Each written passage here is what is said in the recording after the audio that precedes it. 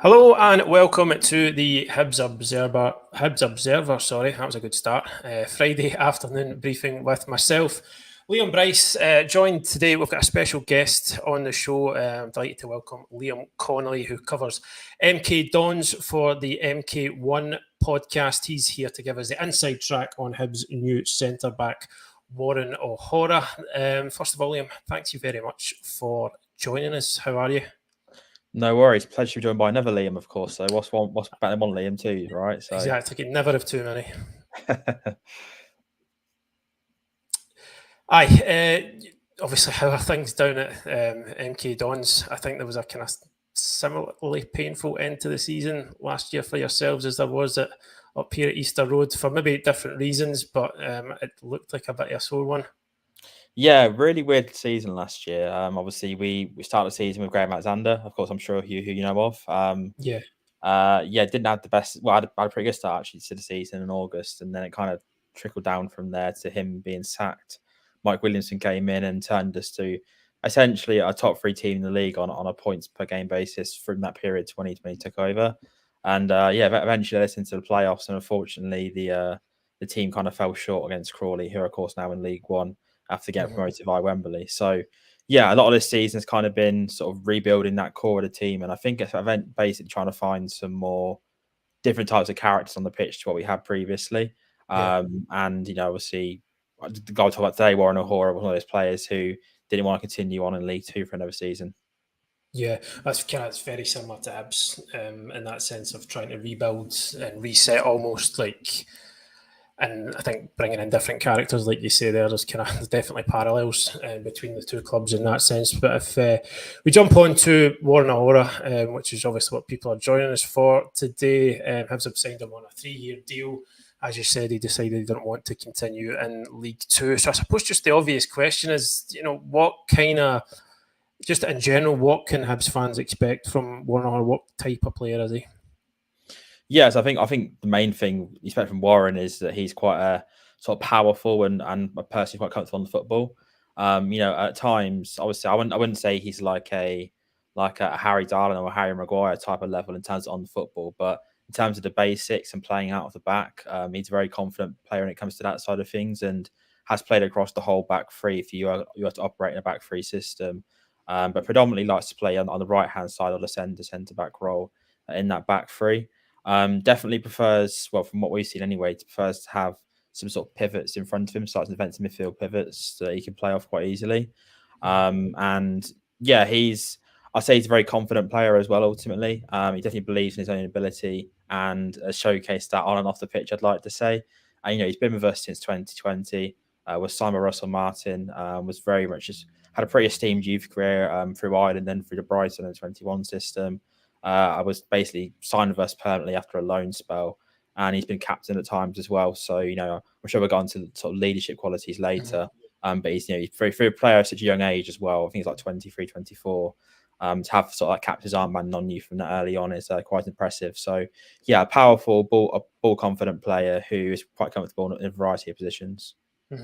Yeah, you touched on his kind of comfortability on the ball, and specifically in a kind of the right of a back three. Is it just in terms of that he can take it and handle it, or is he kind of one of those players that even from centre back he can produce those kind of passes through the lines that kind of put opponents under pressure, not just a kind of side to side. He's neat and tidy. Is he somebody that can play those passes forward as well? Yeah, I mean, obviously, I think every centre back's sort of first instinct is to kind of be a bit sort of, what's the word? Be a bit safe, I guess. But with Warren, we've seen at times, particularly when he's in that centre back role, he can play the progressive pass through the lines. And I would say it's a bit here and there. I wouldn't say it's completely like it's constantly going towards that. Maybe that's because other centre backs at the club have thought they would like to do that, whether that be running the ball at their feet or making that pass themselves. And obviously playing the wing back system, usually your wing backs are the ones trying to bomb at field and maybe use the ball a bit more. But I'd say it's a mix in Warren's game. And he's definitely learned a lot about the ball playing ability since he's come to the club. I think he was quite a strong defender in the youth system, and learning on the ball bits has been elements he's had to kind of develop over time. But working under some coaches that we have had, like Russell Martin, Liam Manning, and obviously Mike Williamson towards the end of his time at the club here, he would have learned certain elements to his game. And I'm sure he'll be showing that in Scotland for sure. Yeah, I think, I've dived right in to talk about his ability on the ball there, but probably every Hibs fan watching this is actually asking a different question just based on what happened, last season. Hibs, just to put you in the picture, Hibs shipped like so many soft goals, late goals especially. There was an incredible amount of points dropped from winning positions, or just points dropped after 75 minutes in games. It wasn't all. I'm not just pinning the entire blame on the guys who were playing centre back. It was a sort of collective failure, really. But I think probably the most pressing question that Hibs fans want to know about Warren is, can he defend? Yeah, no, he can. It's a really interesting case study, Warren O'Hora, because I think at the peak of his time at Dons in League One, we were fighting for promotion. He was an absolutely fantastic defender who was a real compliment to the likes of Harry Darling, Dean Livington, Peter Kioso at wing back, people like that who have gone on to play regular championship football and sort of promotion winning sides and things like that. And he's kind of been that one player who hasn't really kicked on too much. And that could be for a variety of reasons. I know he's got some personal things going on with like starting a family and things like that. So maybe he wanted to stay in sort of this local area and sort of build with one club. But in terms of his actual footballing ability, yes, he can defend. I think when those defenders have moved on, we've kind of said to Warren, like, you need to step up here and you need to kind of be that man in the defence. And I think at times he has, but there's no getting around that the defence last year was not good enough. And whether that was because it was a collective unit, like you mentioned with Hibernian, or was it because was there individual mistakes being made, or was there trust in the current teammates? There's so many other factors in it that it'd be hard to say that he can't defend, because not only have we seen it in previous seasons to previous coaches, but he's been at a certain level as a player for so many years now. It's whether that fresh start for him in particular, obviously with what's happening as well, is that whether he can actually come up to the top flight of Scottish football and translate that over. He's certainly got the pedigree to do it. It's whether he actually is motivated to do it, in my opinion. Yeah, and in terms of the role that he played, was it always in a back three? Predominantly, there was times being a back four, but with the way that the club likes to play and the whole philosophy around progressive possession-based football, and the managers we have recruited and the sporting director Liam Sweeting's sort of way on seeing things, the 3-5-2 has been the predominant formation that we've used, or the 3-4-1-2. So that's how I was seeing. That's how I was seeing Warren played as a right centre back or a central centre back.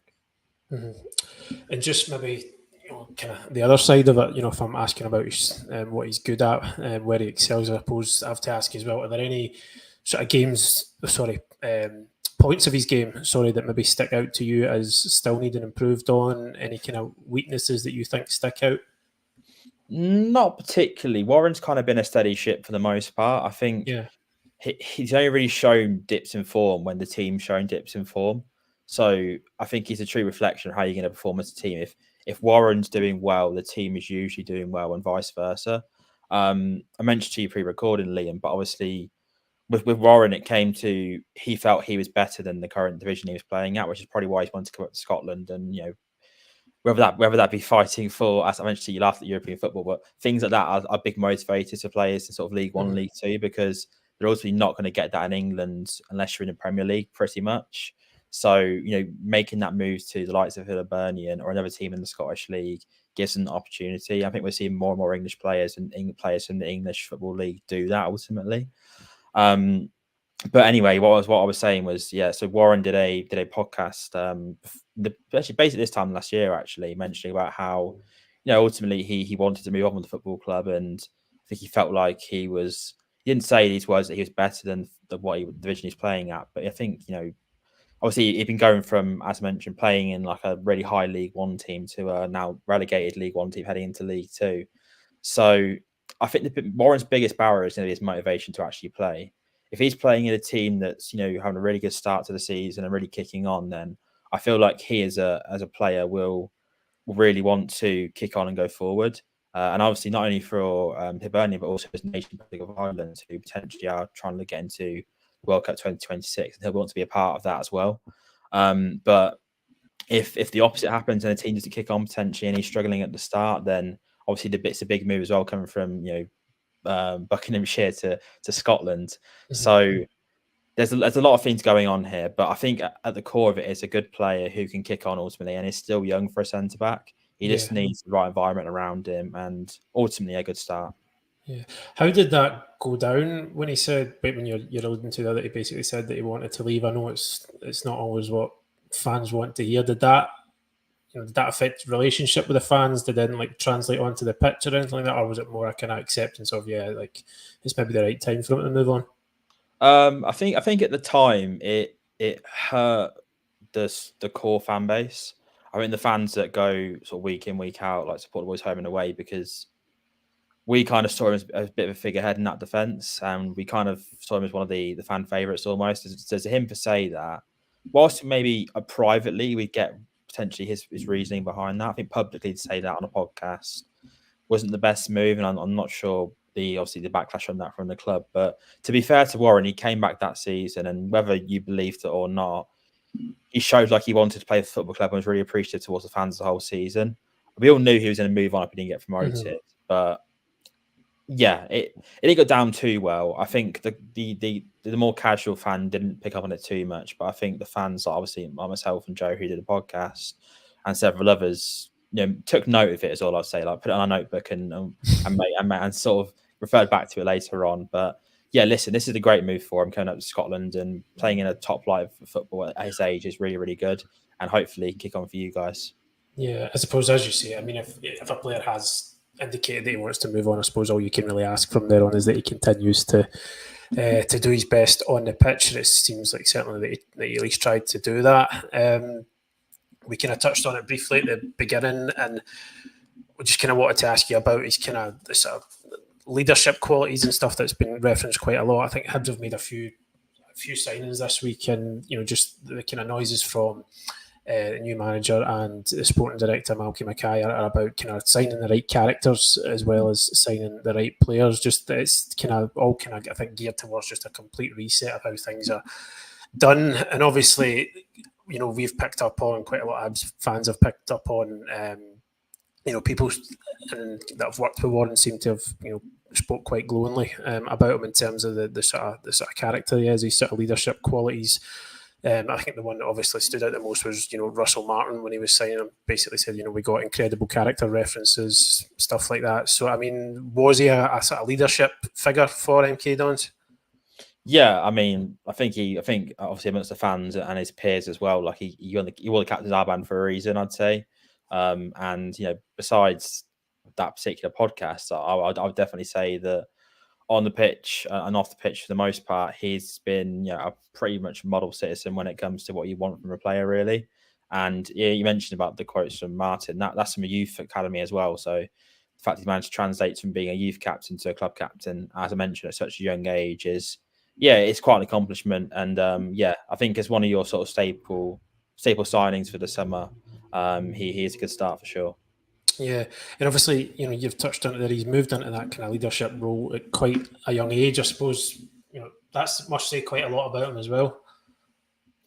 Yeah, absolutely. I mean, obviously, I think the fact that he's survived, what is it now, maybe 5 managers, I think, since he joined the club, kind of says, he's got a bit of resilience behind him as well, and various managers and coach staff really rate him as well. So the fact that he's managed to come through that and pretty much start every single season and play a majority of games, even he was on loan here, shows the quality that he does have ultimately as a player and as a leader. Yeah. So just to finish up, should Hibs fans be excited with this signing? Generally. Yeah, I think so. Genuinely, yeah, it's especially on a free as well. It is a good signing, and the fact that clubs give him a 3-year deal kind of shows their commitment and faith in him that he's going to come in and make an instant impact. And again, obviously it's a big move for him, big move for his family as well. So he might need a bit of time to bed in, but I think once he beds in, he'll be a real like leader and a fan favourite amongst the fans.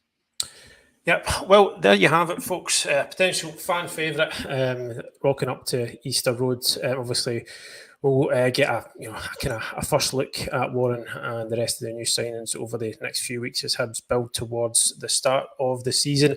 But Liam, I just want to thank you very much for joining us. How are you feeling about the new season? Just before we head off.